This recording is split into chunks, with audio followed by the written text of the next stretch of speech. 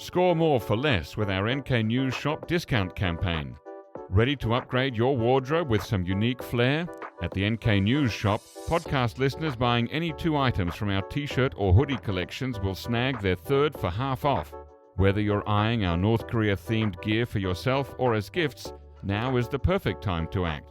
Don't miss out. Head to shop.nknews.org and make the most of this limited time offer. That's shop.nknews.org.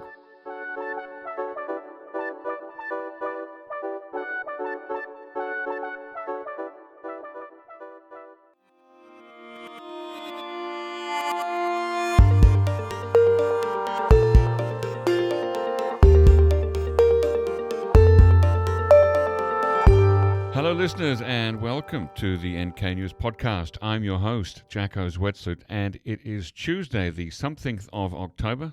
Go with 14. Do I see nods? That's true. Okay.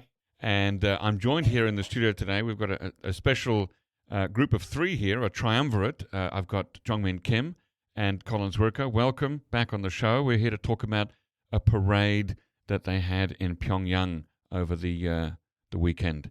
I watched some of it. I was on a bus coming back to Seoul from Mungyong, so I watched that. Oh, you went to Mungyong. I went to, first time ever, lovely place. Yeah. I recommend it to everyone. But, you don't want to miss out on a parade, so I did use up all my phone data to watch this thing. Worth it? Yeah, I would say so. It was I don't know, was it Colin, you've seen a lot of parades. Was it a disappointment or was it on a par with previous ones? I mean, this was for the 80th anniversary of the founding of the Korean Workers' Party or the Workers' Party of Korea. Was it of a standard that you've come to expect from North Korea? Yeah, North Korea's this is their 8th military parade in the last 5 years. Okay. 6 of those were normal size. 2 of them were paramilitary parades. So does that mean bigger or smaller? Paramilitary parades are smaller and more civilian focused. They had the things like the water truck turned into a missile launcher or something like that. But this one was a normal military parade celebrating the 80th anniversary of the Workers' Party officially. And so I would kind of compare it to the 2020 parade, which was for the same holiday. That was during the pandemic, but that was the biggest one. So if we compare throughout this whole 5 years, they kicked it off with a bang. That was the biggest parade. And then they had one in April 2022, February, and July 2023, and now this one's, I don't know, maybe I miscounted a minute ago. But anyway, it was one of their smallest based on how many weapons they rolled out into the square, like missile launchers. But I think you can't characterize it as small. There were more formations of soldiers participating than in the last 5 years. I haven't compared it yet to they've held military parades all the time since Kim Jong-un came to power in late 2011. They had them almost every other year. So I'm not sure if it's the biggest in that regard or the smallest, but yeah, over 100,000 soldiers. Yeah, I think. Well, that is it's a lot of resources.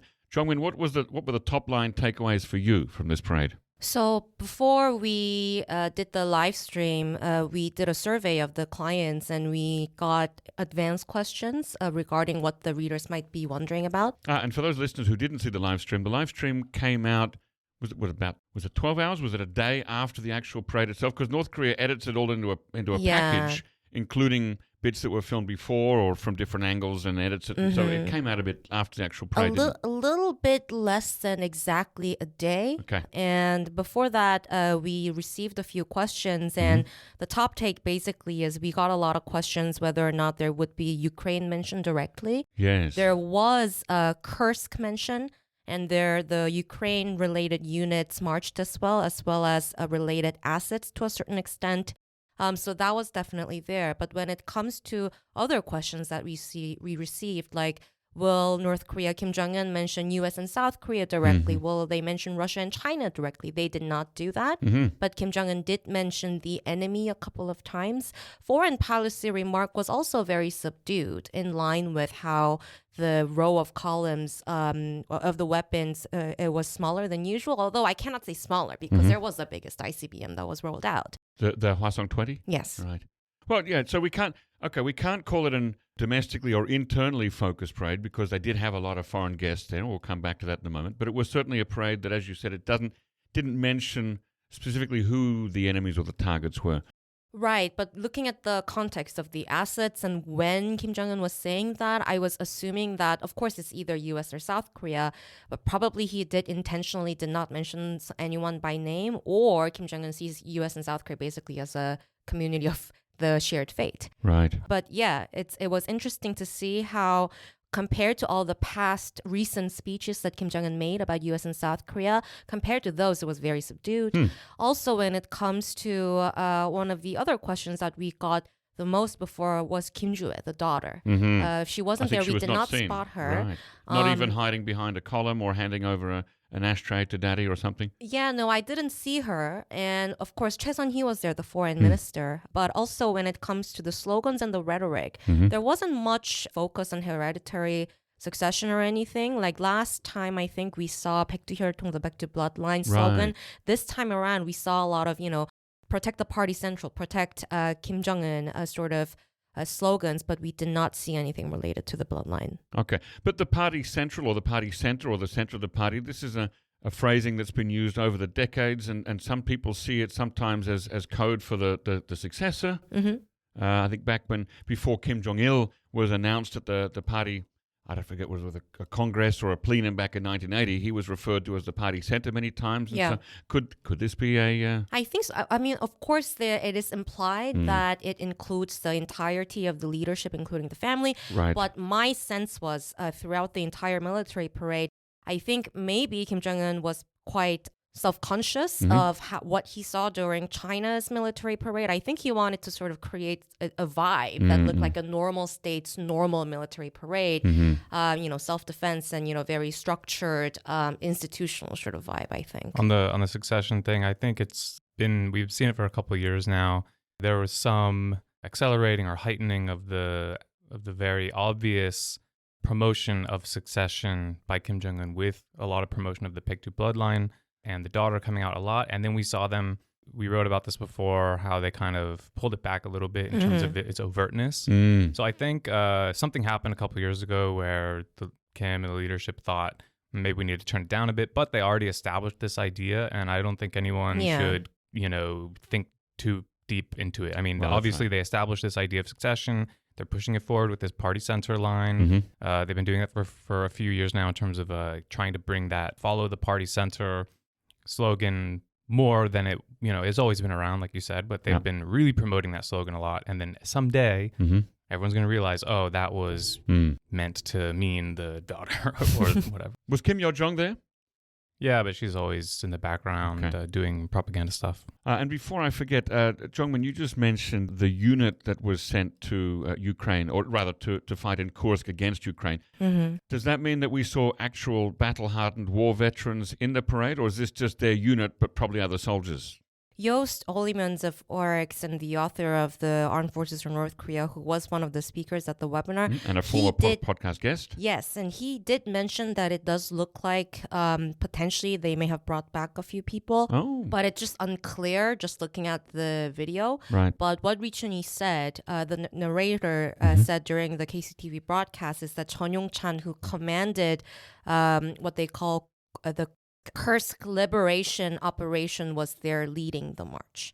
So it does seem like they wanted to make it seem like the actual unit was there, but it was just really unclear. I think but certainly no men on crutches or in wheelchairs, so no injured veterans. Yeah, that was something that Joost said that was interesting to me, is just how North Korea has completely ignored or hidden any images of injured war vets. Yeah. They celebrated the suicides and the dead a lot a couple of months ago, right, or a month ago, but we saw Kim Jong-un mourning the dead too. Yeah, but they've really hidden all of the injured war veterans. But they had that one unit, or I mean the one formation. I mean, we don't confuse units in the parade that were called the overseas fighters, and led by Ri Chang-ho, who was one of the commanders. But that formation didn't present a flag. So although there was some thinking that maybe this is like a special, they've actually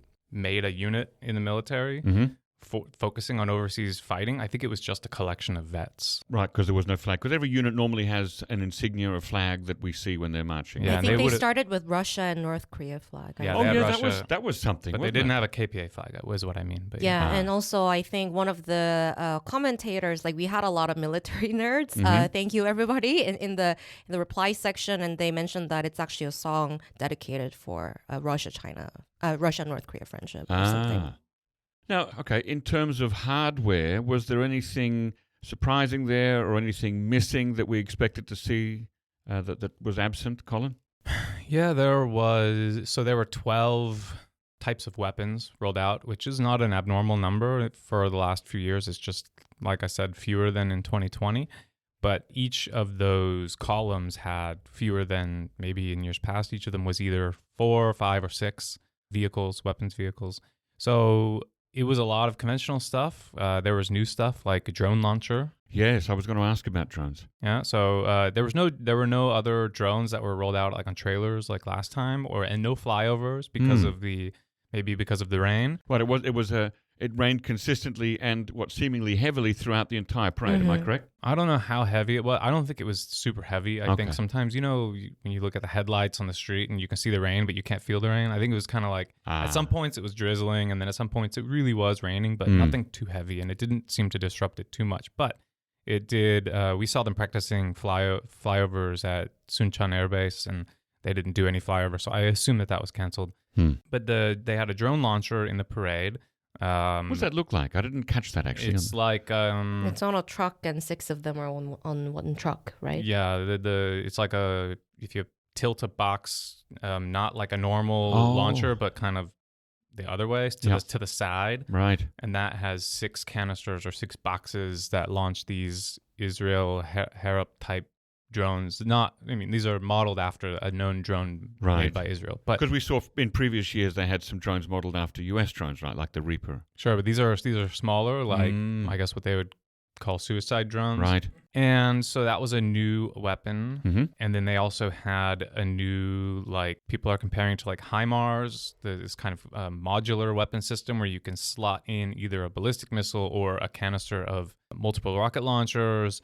So that was new. And then they had some other mystery thing that looks like a multiple rocket launcher because it has like 22 tubes, but we don't know what come out of those tubes.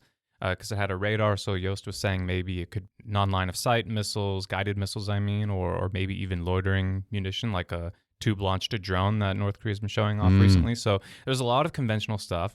And then at the end, they only rolled out 3 of the brand new Hwasong 20, which I guess you can talk about, the ICBM on this 11-axle gigantic missile launcher. Right. And then before that, a few of a medium-range nuclear-capable missile, an intermediate range hypersonic nuclear capable missile, and then before that some cruise missiles, which North Korea says are nuclear capable. So yeah, it was quite a mix of conventional and nuclear. But Yost said, and we've talked about this before, I think on the podcast, that some of those weapon systems may still have been prototypes. Yeah, I mean, if you look throughout the years, I think he wrote it in his article, but it was quite funny because he said like that, these parades create this super long list of this encyclopedia of weapons we have to keep track of throughout the years, and not that many of them come to be deployed. Although North Korea honestly is not very open about what they deploy. It's very hard to kind of get a handle on what's out in the field and what. Well, this is why we got you with the satellite photography, right? The eye in the sky. Yeah, well, even that's not that easy to track. Yeah. And so I think the main point that him and other analysts make is that these parades are not meant to be a showcase of what is deployed in the field. I don't know if China does it that way. I don't know if Russia does it that way, but North Korea's way is to show what they are working on. And some version of these things probably is going to make its way into the field sometime soon. Okay. Yeah. Now, we've already only got a couple of minutes left, so Jeongmin, let's talk about who was up on the rostrum. Well, of course, we had Kim Jong-un was flanked on the rostrum by some foreign VIPs. Who do you have there with him? So on the podium, there was Chinese Premier Li Chang and the United Russia chairperson Dmitry Medvedev, who is also a former Russian president and also the Communist Party of Vietnam General Secretary Do Lim. I learned this pronunciation from Shreya's. But interestingly, right next to Kim Jong-un, it was the Chinese and Vietnamese officials, not the Russian. I guess it's just because of the logistics, the protocol, diplomatic protocol. Right, on rank level. And there was also did we mention Laos? Laos was not there. Oh, right, okay. Was there earlier in the week but left before the parade? Is that... Yeah, they visited midweek and then left. Got it. Okay.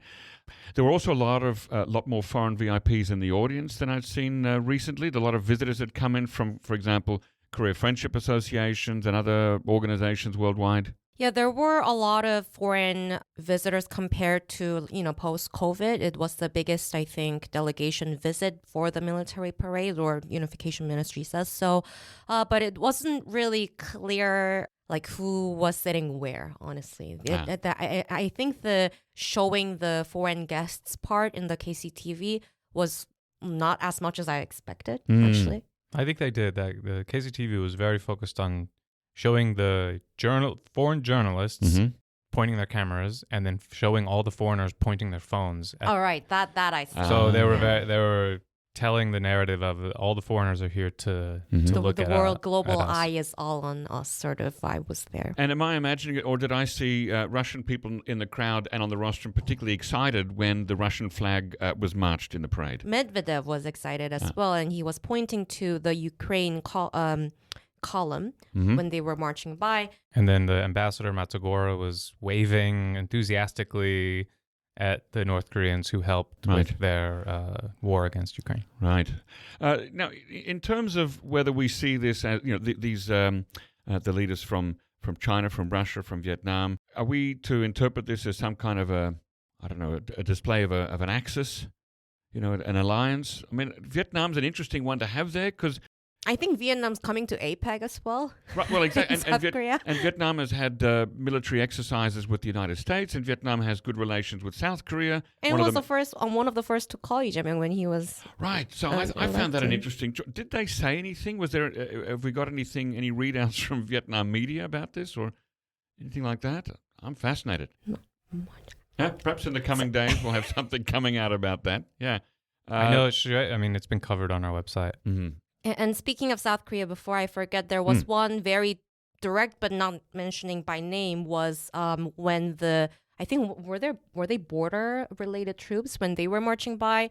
The narration, really the front line of the front line. Yeah. So the narration was referring to South Korea without calling it by name as the most hostile country. Yeah, there were a lot of newly participating formations, and one of them was this border guard unit, which had these nice new uniforms and everything, but their flag was from 1949 or something. So I think they're just, they do a lot of this symbolic tinkering, but they look new. I think they're trying to present this. You've always seen pictures of the guards at the border checkpoints on the inter-Korean border, and they look just like normal military, but now they have these kind of different uniforms that say border on their uniform. And we might see them out in the field now. Sorry to put you on the spot here, but what did they use the word? Gukgyong or something? Yeah. So national border, recognizing the demilitarized zone as this is one more step in recognizing the division of Korea. Yeah. Good point. New in the last few years, not new like today, but part of this. Interesting. Anti-unification thing. Yeah. Before we wrap up, of course, and I do want to mention that the entire video that with the live stream that you moderated, Jeongmin, is available on YouTube for people to find, right? At the NK News channel with commentary on the side that came in live as it was going on. And of course, all the stories that we've mentioned today are written up on the website, so people can go and look for the best analysis and the best reporting there. But Colin, back to the ICBM, the Hwasong 20. You said there were 3 there in the parade. Tell us a bit about the Hwasong 20. Is it one of those solid fuel things that can be rolled out and launched almost immediately? It's a solid fuel missile, mobile launcher.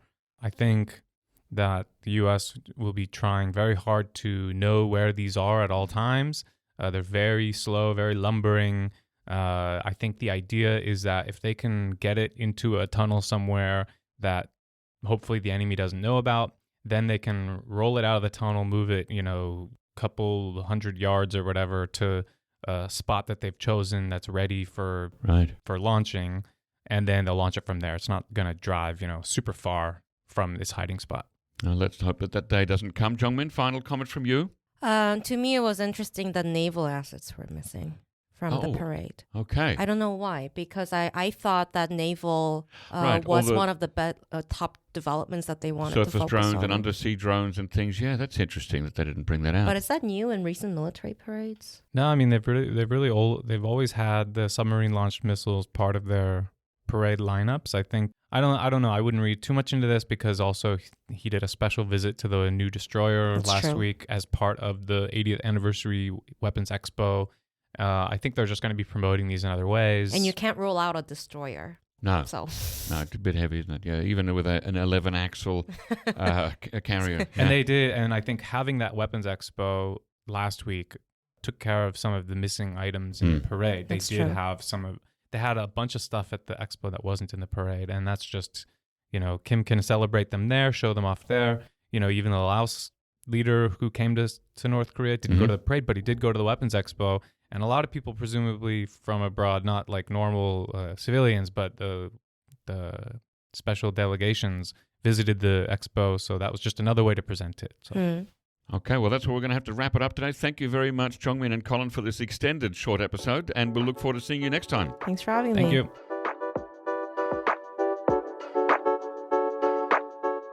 Looking to stay informed about South Korea's fast-evolving political, business and cultural landscape? Join us on Korea Pro, the go-to resource for in-depth analysis expertly curated by top-tier professionals. And now you can pick the membership level that best suits your needs, thanks to our new subscription packages. Starting at just $199 annually, you can access daily analysis and our weekly podcast. Or try our premium membership package, which offers additional perks such as executive briefings, monthly reports and forecasts, networking receptions and event opportunities, as well as much, much more. To find the best fit for you, just head to signup.koreapro.org and become a member today. Ladies and gentlemen, that brings us to the end of our podcast episode for today. Our thanks go to Brian Betts and Alana Hill for facilitating this episode, and to our post-recording producer genius Gabby Magnuson, who cuts out all the extraneous noises, awkward silences, bodily functions, and fixes the audio levels. Thank you, and listen again next time.